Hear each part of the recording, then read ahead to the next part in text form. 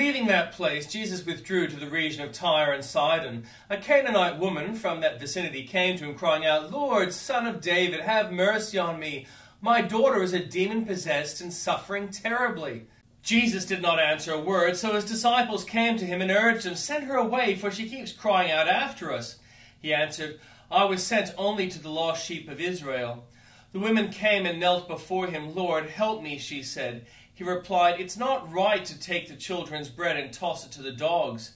"Yes, it is, Lord," she said. "Even the dog eats the crumbs that fall from their master's table."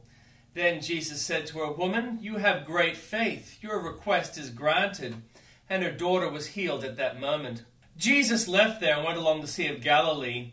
Then he went up on a mountainside and sat down. Great crowds came to him, bringing the lame, the blind, the crippled, the mute, and many others, and laid them at his feet.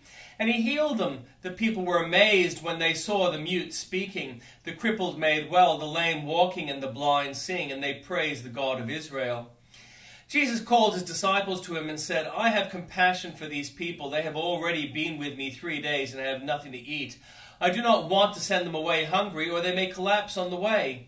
His disciples answered, "Where could we get enough bread in this remote place to feed such a crowd?" "How many loaves do you have?" Jesus asked. "7," they replied, "and a few small fish."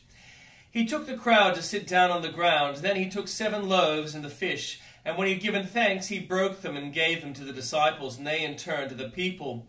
They all ate and were satisfied. Afterwards, the disciples picked up 7 basketfuls of broken pieces that were left over. The number of those who ate was 4,000 men, besides women and children. After Jesus had sent the crowd away, he got into the boat and went to the vicinity of Magadan. And the Old Testament reading. Then the Lord said to Moses, "Go to Pharaoh and say to him, 'This is what the Lord, the God of the Hebrews, says. Let my people go so that they may worship me. If you refuse to let them go and continue to hold them back, the hand of the Lord will bring a terrible plague on your livestock in the field, on your horses, donkeys, and camels, and on your cattle, sheep, and goats. But the Lord will make a distinction between the livestock of Israel and that of Egypt, so that no animal belonging to the Israelites will die.'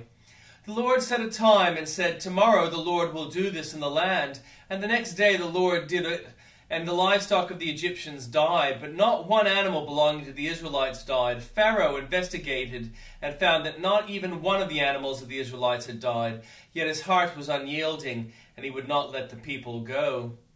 Then the Lord said to Moses and Aaron, 'Take handfuls of soot from a furnace and have Moses toss it into the air in the presence of Pharaoh. It will become fine dust over the whole land of Egypt, and festering boils will break out on people and animals throughout the land.' So they took soot from a furnace and stood before Pharaoh. Moses tossed it in the air, and festering boils broke out on people and animals.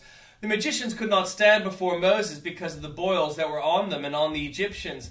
But the Lord hardened Pharaoh's heart, and he would not listen to Moses and Aaron, just as the Lord had said to Moses. Then the Lord said to Moses, 'Get up early in the morning, confront Pharaoh, and say to him, "This is what the Lord, the God of the Hebrews, says. Let my people go so that they may worship me. Or this time I will send the full force of my plagues against you and against your officials and your people, so you may know that there is no one like me in all the earth.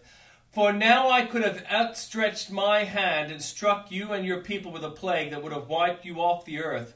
But I have raised you up for this very purpose, that I might show you my power, and that my name might be proclaimed in all the earth. You still set yourself against my people and will not let them go. Therefore at this time tomorrow I will send the worst hailstorm that has ever fallen on Egypt, from the day it was founded till now.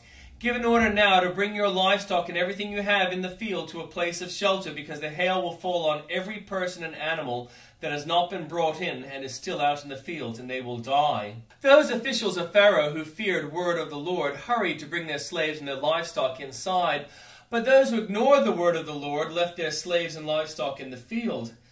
Then the Lord said to Moses, "Stretch out your hand toward the sky so that the hail will fall all over Egypt, on people and animals, and on everything growing in the fields of Egypt."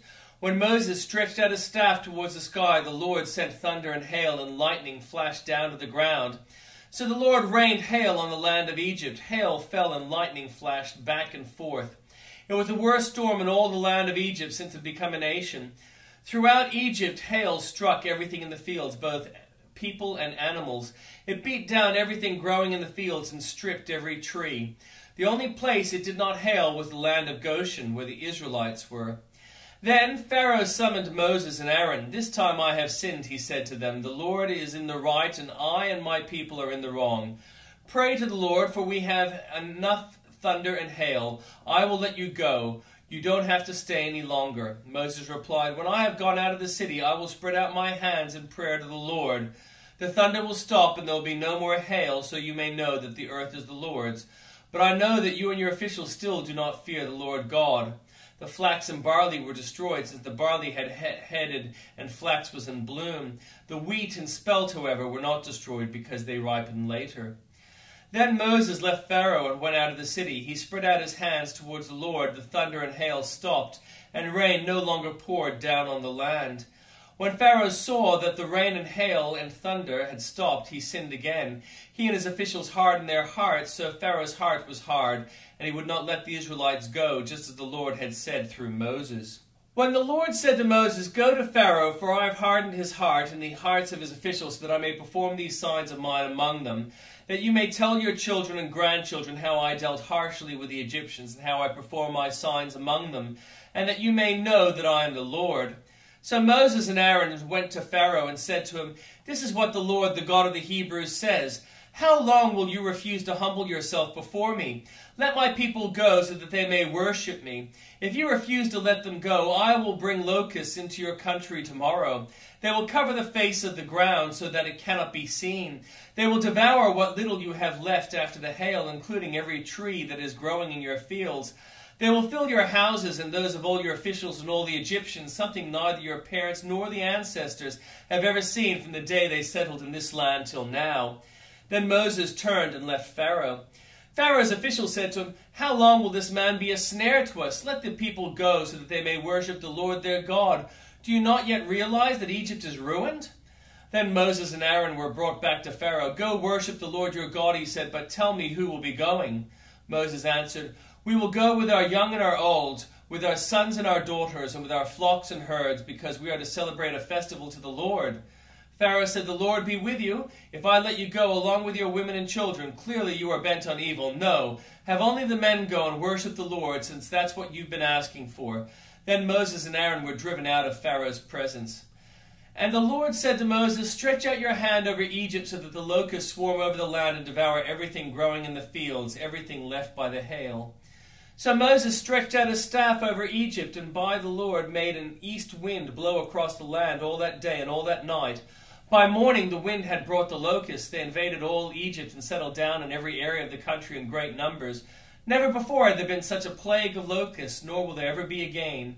They covered all the ground until it was black. They devoured all that was left after the hail, everything growing in the fields and the fruit on the trees. Nothing green remained on tree or plant in all the land of Egypt. Pharaoh quickly summoned Moses and Aaron and said, "I have sinned against the Lord your God and against you. Now forgive my sins once more and pray to the Lord your God to take this deadly plague away from me." Moses then left Pharaoh and prayed to the Lord, and the Lord changed the wind to a very strong west wind, which caught up to the locusts and carried them into the Red Sea. Not a locust was left anywhere in Egypt. But the Lord hardened Pharaoh's heart, and he would not let the Israelites go. Then the Lord said to Moses, "Stretch out your hand toward the sky so that darkness spreads over Egypt. Darkness can be felt." So Moses stretched out his hand towards the sky, and total darkness covered all Egypt for 3 days. No one could see anyone else or move about for 3 days, yet all the Israelites had light in the places where they lived. Then Pharaoh summoned Moses and said, "Go worship the Lord. Even your women and children may go with you. Only leave your flocks and herds behind." But Moses said, "You must allow us to have sacrifices and burnt offerings to present to the Lord our God. Our livestock too must go with us. Not a hoof is to be left behind. We have to use some of them in worshiping the Lord our God. And until we get there, we will not know what we are to use to worship the Lord." But the Lord hardened Pharaoh's heart, and he was not willing to let them go.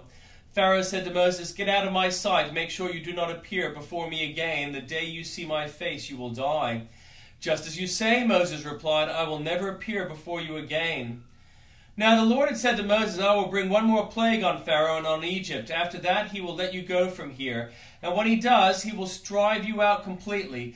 Tell the people that men and women alike are to ask their neighbors for articles of silver and gold. The Lord made the Egyptians favorably disposed towards people, and Moses himself was highly regarded in Egypt by Pharaoh's officials and by the people. So Moses said, "This is what the Lord says. About midnight I will go throughout Egypt. Every firstborn son of Egypt will die, from the firstborn son of Pharaoh, who sits on the throne, to the firstborn son of the female slave, who is at her hand mill, and all the firstborn of the cattle as well. There will be loud wailing throughout Egypt, worse than there has ever been or ever will be again. But among the Israelites not a dog will bark at any person or animal. Then you will know that the Lord makes a distinction between Egypt and Israel. All these officials of yours will come to me, bowing down before me and saying, 'Go, you and all the people who will follow you.' After that I will leave." Then Moses, hot with anger, left Pharaoh. The Lord had said to Moses, "Pharaoh will refuse to listen to you, so that my wonders may be multiplied in Egypt." Moses and Aaron performed all these wonders before Pharaoh, but the Lord hardened Pharaoh's heart, and he would not let the Israelites go out of his country.